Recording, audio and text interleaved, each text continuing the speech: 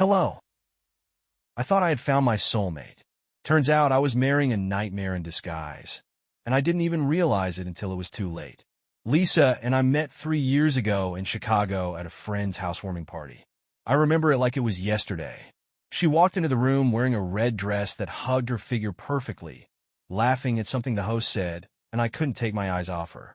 She noticed me staring, smiled, and walked straight up to me like she already knew me. "Are you always this shy? Or am I just making you nervous?" she teased. That's how it started. Playful, easy, and a little bit electric. I was working as a software developer back then, pulling long hours at a Chicago tech company, and Lisa was a nurse at a busy hospital downtown. Our lives couldn't have been more different, but somehow, we fit together perfectly. She always said she loved how steady and grounded I was, while I admired her energy and spontaneity. Lisa could make a casual night out feel like an adventure, and for someone as methodical as me, that was intoxicating. We started dating shortly after that party. At first, it was simple things: grabbing coffee, going for walks by Lake Michigan, and talking about our dreams. I told her I wanted to start my own company someday, and she told me how she dreamed of opening her own yoga studio once she was done with nursing. We were both ambitious in our own ways, and I thought that made us a team. But there were red flags even early on. I remember one night during our first year together when she said she was out with her friends, but her friend's Instagram told a different story. Lisa had actually gone to a concert with some guy from her gym. When I asked her about it, she brushed it off with a laugh and said, "Oh, that's just Caleb. He's harmless. You're being silly." I let it go because I didn't want to be that guy. I didn't want to be jealous or controlling. And Lisa had this way of making you feel like you were the one overthinking things.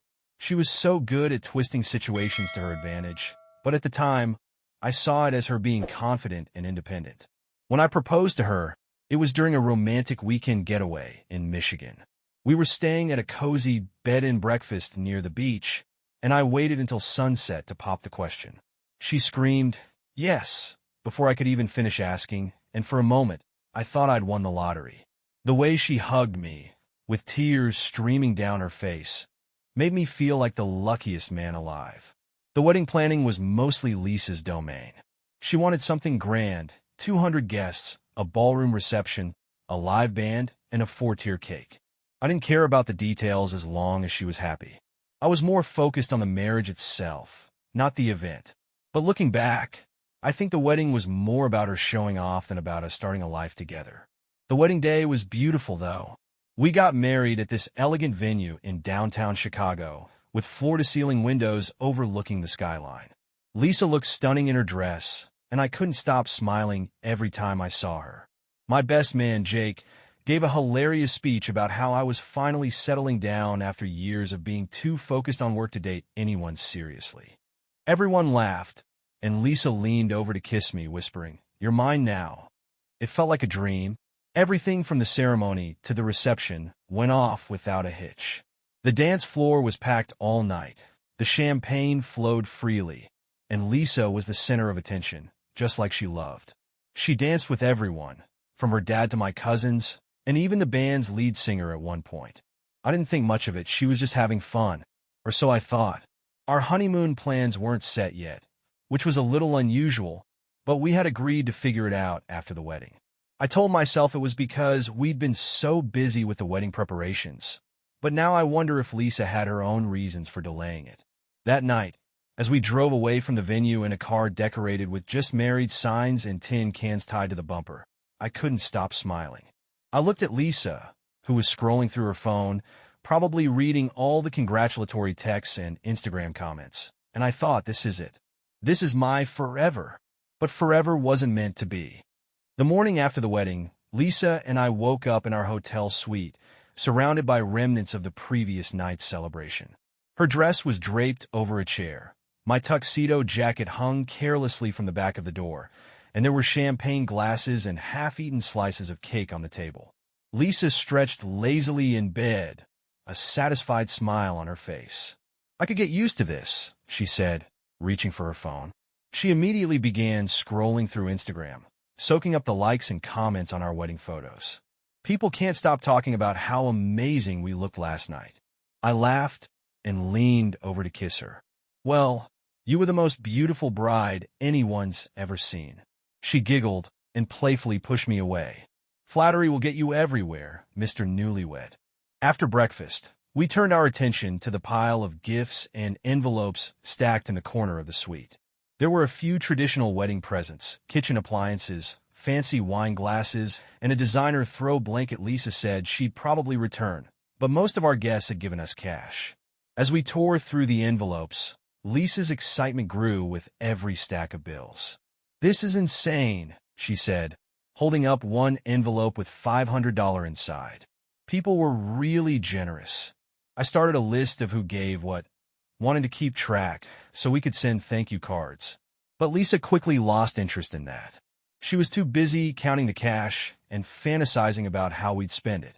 "We've got over $10,000 here," she said, her eyes gleaming. "This is perfect for our honeymoon." I hesitated. "It's a lot of money, Lisa. Maybe we should save some of it? Or pay off a bit of the wedding expenses?" Lisa rolled her eyes and tossed a stack of bills onto the coffee table. "Oh, come on. We just got married. This isn't the time to be boring. Let's do something amazing, something we'll never forget." She grabbed her laptop and started searching for honeymoon destinations. Within minutes, she found a luxury resort in Turks and Caicos. The pictures were breathtaking: white sandy beaches, crystal clear water, private villas with infinity pools, and couples sipping cocktails under the shade of palm trees. "Look at this place," she said, spinning the screen toward me. "It's perfect." I looked at the price tag and hesitated again. "Lisa, this is a lot. Maybe we could find something just as nice that doesn't cost so much." She gave me that look, the one where she tilted her head slightly and pouted, her big brown eyes full of exaggerated disappointment. "Don't you want me to have the honeymoon of my dreams? Don't you want us to start our marriage with something unforgettable?" And just like every other time she used that tone, I caved. We spent the rest of the day planning the trip. Lisa handled the flights and resort booking, while I made a list of potential activities: snorkeling, jet skiing, sunset cruises, even a day trip to explore the island's local culture. But Lisa barely glanced at my list. "We'll figure it out when we get there," she said with a shrug. As she finalized the booking, I couldn't help but feel a mix of excitement and nervousness. This was a big expense, but it was our honeymoon, and I wanted it to be special. More importantly, I wanted Lisa to be happy. By the time we were done, Lisa was practically glowing. She kept talking about the resort, the beach, and how much fun we were going to have. "This is going to be the best week of our lives," she said, leaning in to kiss me. I smiled, feeling my earlier hesitation fade away. "Yeah, it will be." A few days later, we were boarding our flight to Turks and Caicos, our suitcases packed with swimsuits, sunscreen, and everything we needed for a week in paradise. Lisa was in her element, chatting with the flight attendants and snapping selfies to post on Instagram. "Everyone's going to be so jealous," she said, showing me the comments on her latest post. I laughed and squeezed her hand. "They should be. I mean, look at you." As the plane took off, I stared out the window, feeling hopeful. This was the start of our new life together, a fresh chapter in our story. I truly believed we were on the verge of something amazing. But I was wrong. We arrived in Turks and Caicos, and the island looked even more beautiful than the photos. The resort was everything Lisa had dreamed of: a private villa overlooking the ocean, with a massive infinity pool and a large balcony perfect for sunset views. She was ecstatic, posting a story on Instagram every few minutes. I didn't mind, though. I was happy to see her so excited. The first day was everything we had hoped for. We spent the afternoon lounging by the pool, sipping cocktails, and catching up on each other's lives now that the wedding chaos was behind us. The resort had a spa, a golf course, and an entire lineup of activities. Lisa was already planning to book a couple's massage for the next day. By the second evening, Lisa had started to chat with a guy who had checked in a day before us. His name was Jack, tall, fit, with a jawline that looked like it belonged on a magazine cover.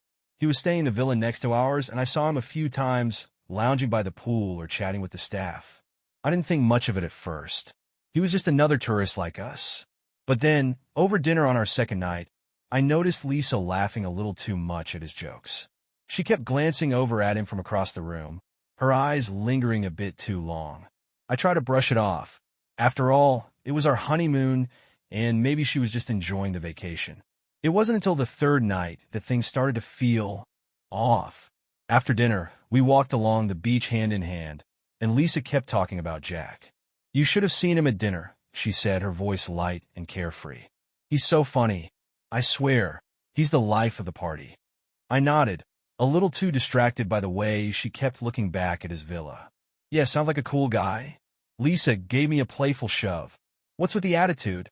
It's just a guy. He's harmless. You're not getting jealous, are you?" I didn't say anything right away. Maybe I was overthinking it. After all, we had just gotten married. I trusted Lisa, right? The next day, she came back from the spa to find a note under our door from Jack, inviting us both to join him for drinks at the resort's bar later that evening. "It'll be fun," Lisa said, grinning. "He's such a character." I didn't have a good feeling about it, but Lisa insisted. She even put on an extra revealing dress for the occasion, a tight black number that I had never seen her wear before. As we walked to the bar, she kept checking her phone, texting Jack back and forth. At the bar, Jack was already there, nursing a cocktail. He smiled when he saw us and immediately made us feel welcome, as if we were all longtime friends. The conversation flowed easily, too easily. Jack asked about our wedding, and Lisa gushed about how wonderful everything had been.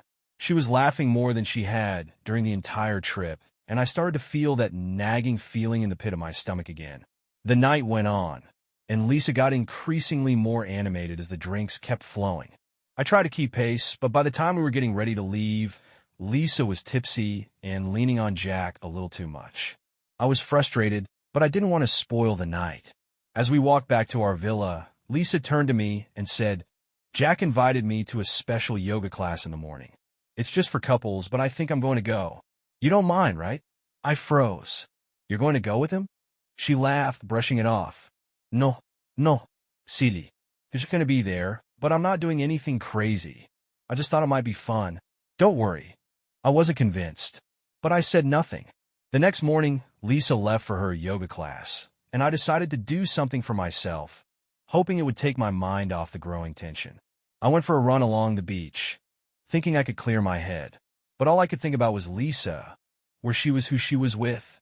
When I got back to the villa, I found a strange message on my phone from a local number, telling me that someone had seen Lisa and Jack walking toward the resort's private beach. I didn't think much of it. Maybe it was someone who had mistaken her for someone else. But by the time I got back to the room, my mind was racing. Something didn't feel right. That evening, Lisa and I had dinner at the resort's main restaurant. She was distant, constantly checking her phone and smiling at messages I couldn't see. When I asked if everything was okay, she gave me a reassuring smile and said she was just checking on some stuff back home. I was about to ask what stuff, but she quickly changed the subject. "I think I'm going to go back to the bar later," she said casually. "Jack's going to be there, and he wants to catch up." I couldn't hold it in anymore. "Lisa, are you really this comfortable around him? Is there something going on?" She frowned, her expression shifting. "Don't be ridiculous. You're being paranoid." But I wasn't sure anymore. The next morning, I decided to clear my head and take a walk around the resort. Lisa had left early for her yoga class with Jack, and I couldn't shake the feeling that something was off. I spent the morning by the beach, but the nagging feeling in my gut wouldn't go away. My mind kept racing with questions I couldn't answer. Around noon, I decided to head back to the villa to change and get some lunch, figuring I'd meet up with Lisa afterward. But as I approached the hallway leading to our rooms, I heard voices that didn't belong. I froze.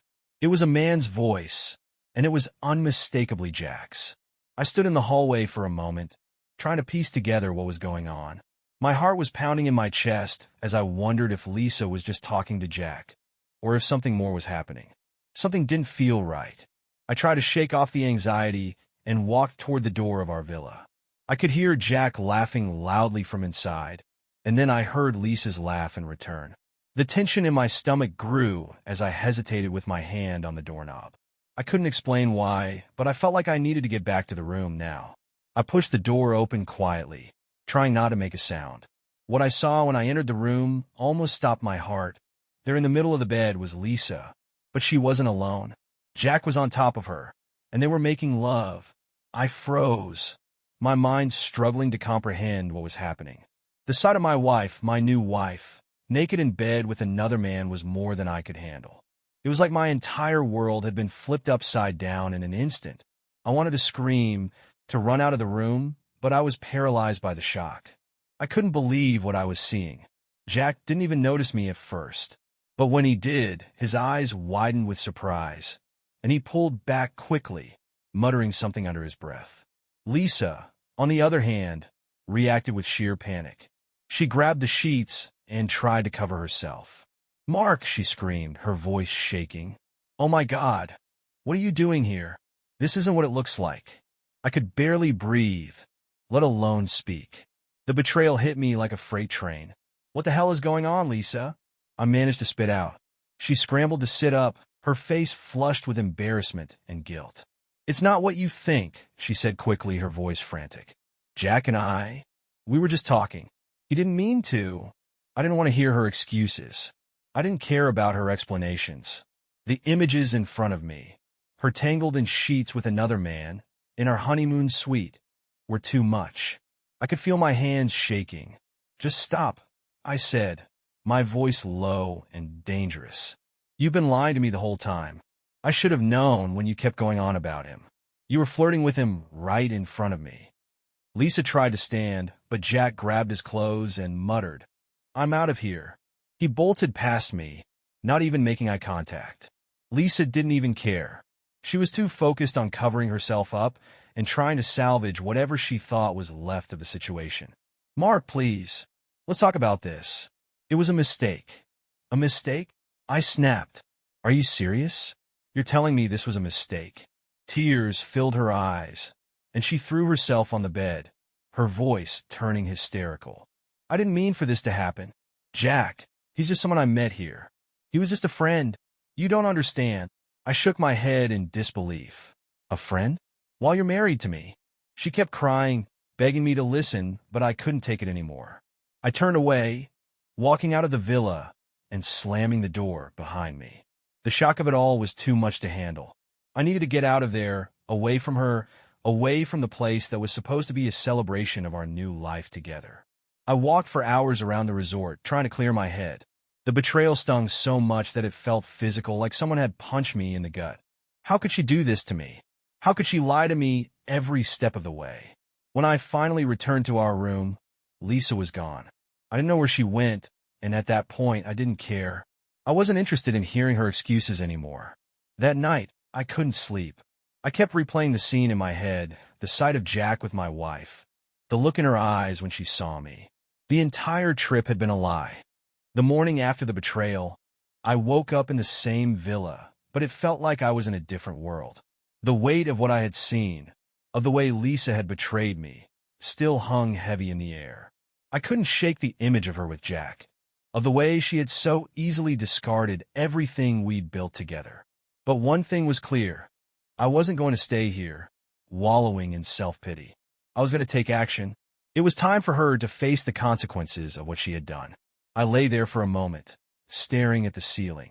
My thoughts were clear now. I wasn't going to waste any more time trying to fix what was broken. There was no going back. I needed to do what was best for me, and that meant ending this marriage, and fast. I had made up my mind. By the end of today, everything would be over. I grabbed my phone and dialed the number of my lawyer, still in the early hours of the morning. The sun had just begun to rise, and the phone rang twice before my lawyer picked up. I could tell by his voice that he was still half asleep, but I didn't care. I wasn't wasting any more time. "Hi, it's Mark. I need you to file for divorce right away. I want everything done today. The papers, the financials, get it all set up. I want this over with as soon as possible." His voice changed immediately, no longer groggy, but sharp and professional. "I understand, Mark. I'll get everything in motion. We'll have the paperwork ready for you when you return. You're sure about this?" "I'm sure. It's over," I replied, my voice steady, no hesitation. I hung up and took a deep breath, trying to shake off the anger that had been simmering inside me since last night. It was time to get out of here. I didn't want to stay in this villa for another second, not with all the memories of what had happened. It was no longer our honeymoon. It was a prison, a constant reminder of her betrayal. I packed my bags quickly, moving with purpose, determined to leave behind everything that had tied me to her. I wasn't looking back. The moment I was ready, I called a car to take me to the airport. I didn't care where I went as long as it was far from the place where everything had gone wrong. I needed to be alone. I needed to reset and get away from the wreckage of what my life had been. When I arrived at the airport, I booked the first flight I could find to a luxury resort on the West Coast. I wasn't interested in staying in the same place I had planned to relax in with Lisa. I needed solitude. I needed to focus on myself for once and not be weighed down by her lies and manipulation. I boarded the plane, my mind still racing. I couldn't believe what had happened. But I knew that as soon as I landed, everything would begin to fall into place. I was finally taking control of my life again, and it started with the divorce. By the time I landed and checked into the new resort, I felt a little better. The luxury, the serenity, it was exactly what I needed. I took a deep breath and exhaled slowly, allowing the quiet to fill the empty space left by everything that had gone wrong. But there was still one thing left to do. I opened my phone and sent Lisa a text. It was short, cold, and to the point. There was no room for negotiation, no chance for reconciliation. I was done. I filed for divorce. The paperwork is already in motion. I've taken everything from the wedding, all the gifts and money. You're not getting a single penny. Don't contact me again. I didn't wait for a reply. I knew she'd be furious, but I didn't care. She had no right to feel anything but shame. I wasn't going to let her use me. Not anymore. I'd already been a fool once. I wasn't going to make that mistake again. The response came almost immediately. Mark, please don't do this. I'm sorry. I didn't mean for this to happen. I'll make it up to you, I swear. I didn't bother to read the rest. It was all lies. Empty promises meant to manipulate me into forgiving her. But there was no going back now. There was no fixing what she had destroyed. I wasn't interested in her apologies. I was moving on. Instead of responding, I leaned back on the plush couch in my suite, letting the silence settle around me. I deserve this. I deserve peace, and I wasn't going to let her take it away from me. That afternoon, I received confirmation from my lawyer. The divorce was officially filed. The money from our wedding gifts, the cash, everything that was meant to be shared was now mine. Lisa had no claim to it. She had no claim to anything. I felt a small sense of satisfaction as I read the confirmation email. The wheels were in motion, and she was left with nothing. The following days were filled with Lisa's frantic messages. She begged for forgiveness. She pleaded with me to reconsider. But I had no time for her hysterics. I'd already made my decision. The woman I thought I knew was gone, replaced by someone unrecognizable. And there was no way I was going to let her back in. Goodbye.